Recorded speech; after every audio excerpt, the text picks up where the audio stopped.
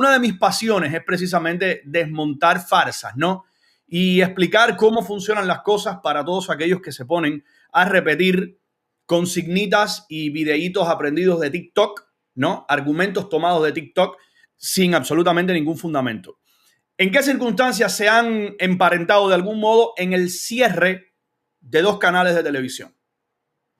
En el caso de Venezuela, estamos hablando de uno de los canales públicos europeos más famosos en el mundo, Deutsche Welle, que tenía una corresponsalía, tenía presencia oficial en Venezuela, y en el caso de Argentina, que ya comienza a diferenciarse el canal público, canal estatal Telam. Pero vamos a comenzar por Venezuela para ver cómo han ocurrido las cosas allí y lo que está diciendo Nicolás Maduro de este canal cuya transmisión, cuya señal absolutamente ha sido bloqueada en el país y los han expulsado prácticamente. Miren ustedes por qué. La medida ha tenido un efecto inmediato. Unos días antes, la televisora estatal alemana había colgado unos contenidos en las redes sociales en los cuales recogía una información atribuida a la ONG Transparencia Internacional, que colocaba a Venezuela como el segundo país más corrupto del mundo.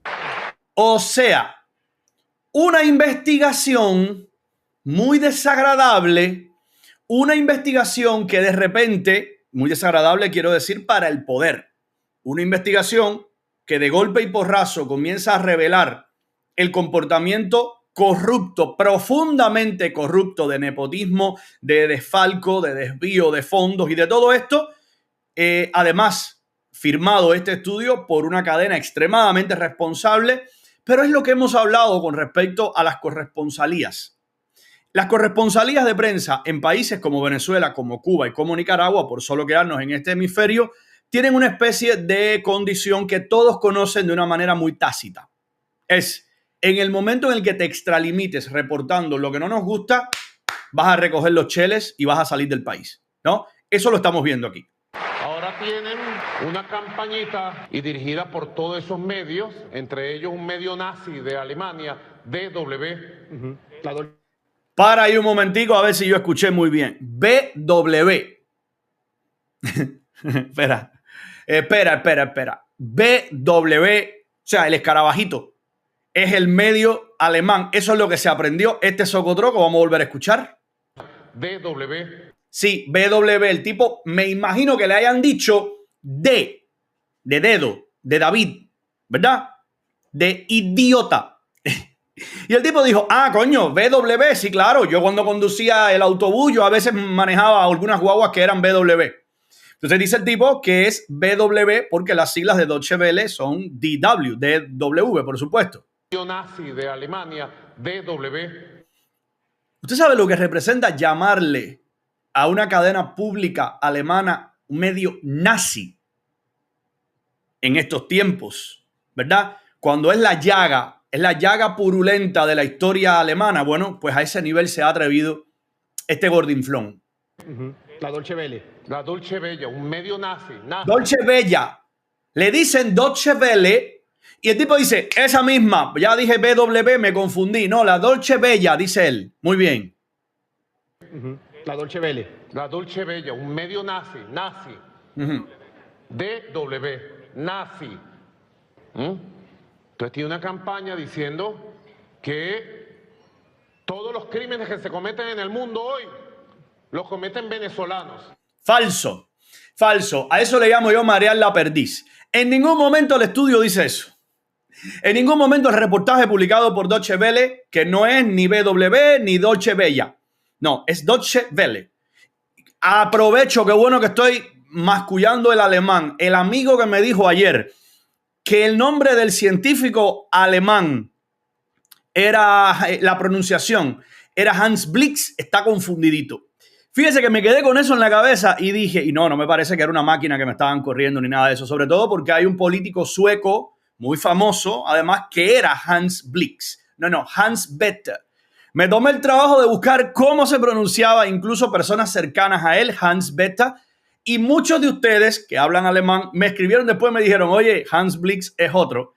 Por eso cuando él me dijo, se pronuncia Blix, dije, no me suena mucho, pero ok, capaz que sea un parlante del alemán y yo no hablo alemán, así que yo mejor pregunto, ¿verdad? No tiene nada de malo preguntar, recuerden que siempre lo digo, pero no, son personajes distintos. Hans Blix era un político sueco bastante conocido y bastante relevante, y Hans Bethe se pronuncia así, bastante incómodo para un hispanoparlante pronunciarlo en estos términos, pero bueno, ese es el físico teórico, además uno de los grandes nombres de la responsables sus estudios en cuanto a la fisión del uranio de lo que devino después en bomba nuclear. Hecha la aclaración, seguimos hablando ahora de Deutsche Welle.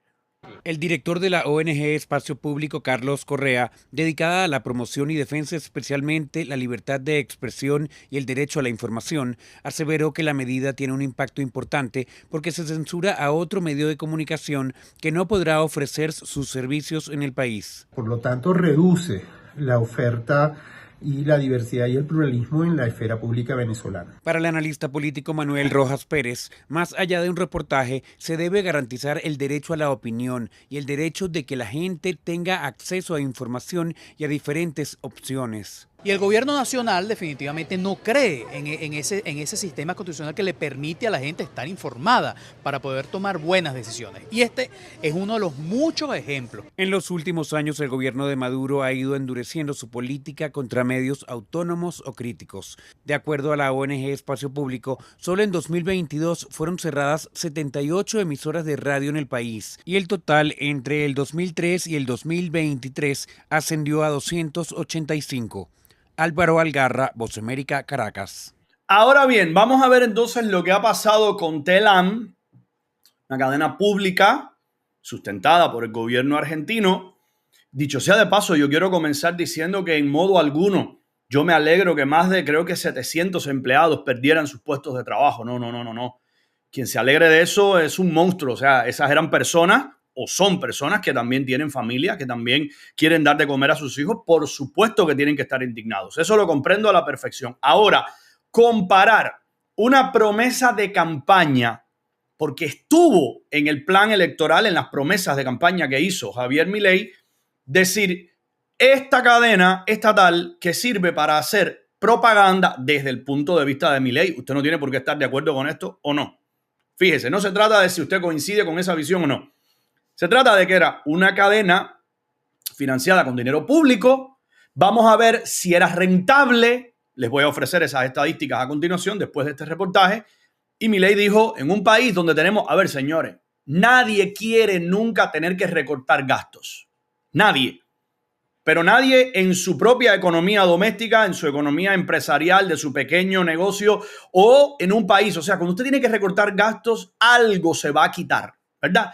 Y nunca es agradable. Hay un buen día que dices, coño, tengo que cancelar la suscripción de Netflix este mes, tengo que cancelar la suscripción del gimnasio, tengo que cancelar, qué sé yo, no voy a poder ir al spa que yo voy los viernes. ¿Es agradable? No, pero no te queda más remedio en muchas ocasiones.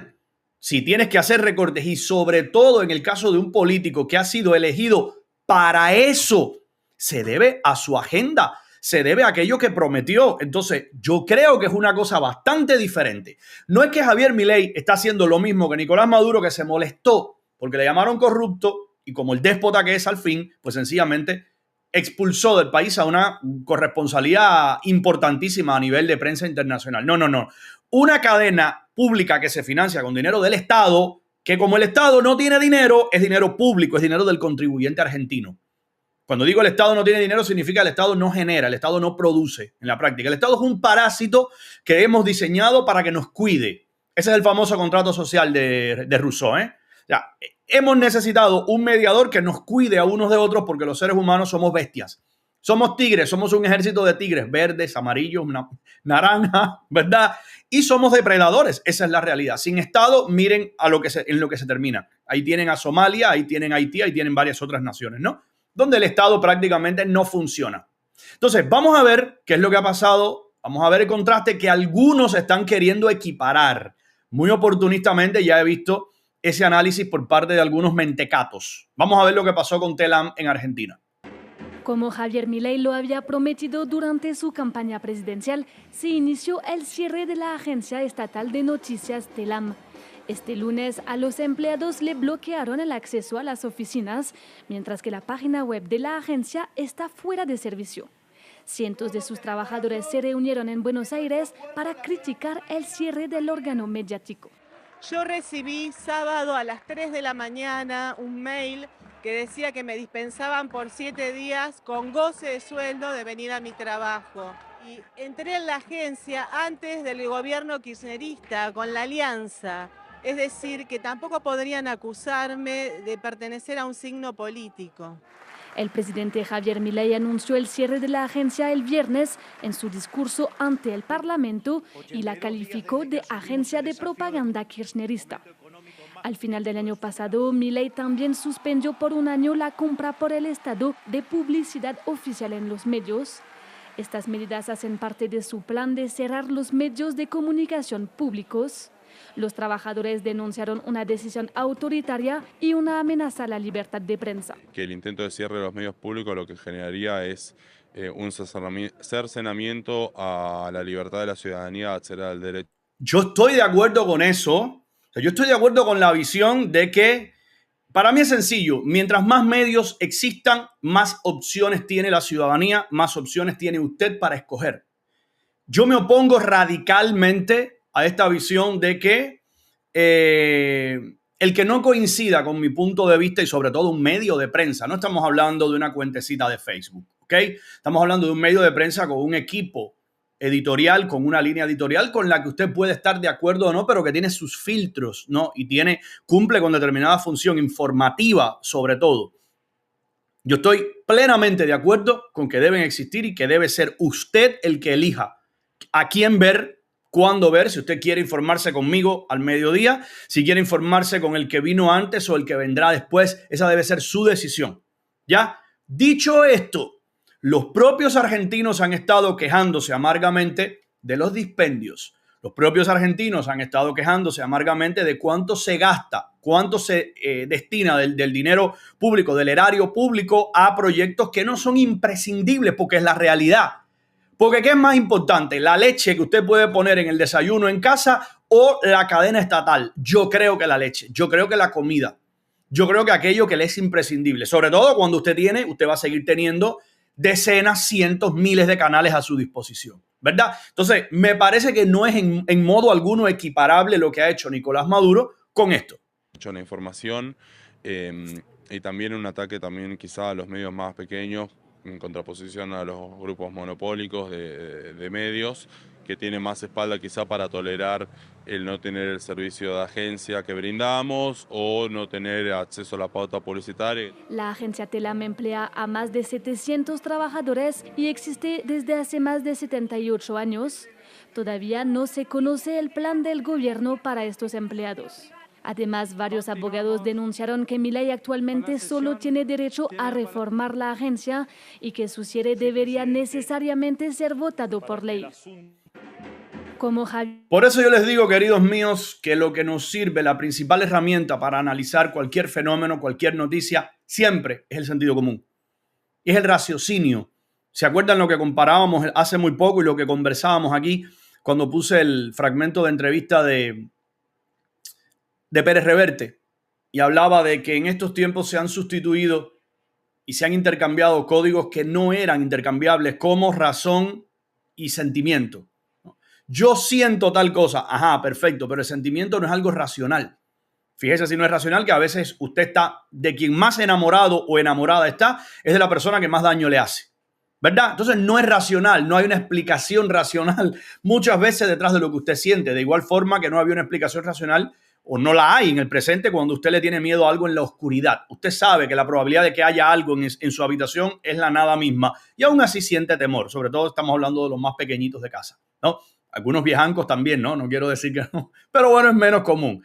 Entonces, analizar, razonar por qué suceden las cosas y sobre todo encontrar si usted le ve algún asidero justamente en la realidad y en la necesidad, ¿no? Lo que está viviendo Argentina es una desgracia, pero ya sabemos cómo se llegó ahí, ¿eh?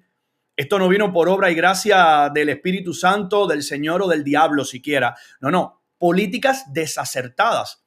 Cuando usted quiera ver por qué, cuando usted quiera entender por qué determinados países de este mundo hoy en el 2024 son florecientes, son prósperos, países de los cuales no emigra su población joven, la más útil, la más trabajadora sobre todas las cosas, donde los jóvenes no tienen que pensar inmediatamente en emigrar, usted mire qué políticas lleva implementando 10, 20, 30, 50 años, el tiempo que usted estime.